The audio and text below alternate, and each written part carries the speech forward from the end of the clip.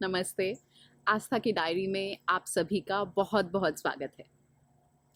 गर्मियों की छुट्टियां यहाँ अमेरिका में ख़त्म होने वाली हैं और इन गर्मियों की छुट्टियों में मुझे भारत जाना था, अपने माता पिता से मिलना था, अपनी सहेलियों से मिलना था, गोवा जाना था, मसूरी जाना था, बहुत सारे प्लान्स किए थे। पर अब हाथ में सिर्फ इंतज़ार है कि ये महामारी ख़त्म हो और सब कुछ सामान्य हो और शायद अगले साल की छुट्टियां जब आएँ तो हम माता पिता से मिल पाएँ, सहेलियों से मिल पाएँ।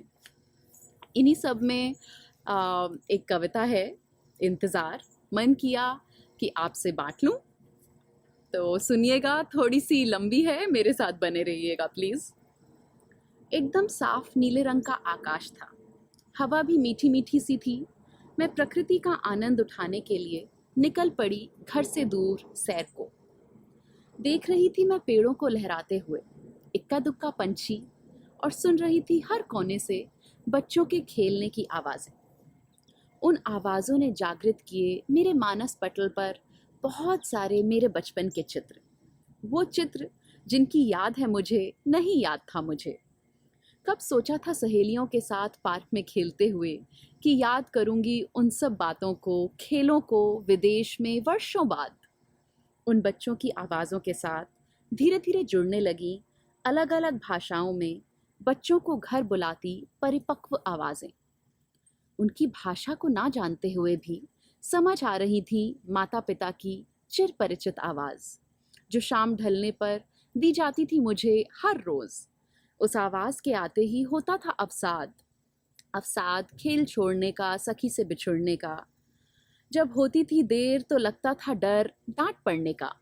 उन आवाज़ों के साथ उभरने लगे अब मानस में नए चित्र, नए चित्र, पहाड़ की यात्रा के, नानी के घर के, गर्मियों की छुट्टियों के।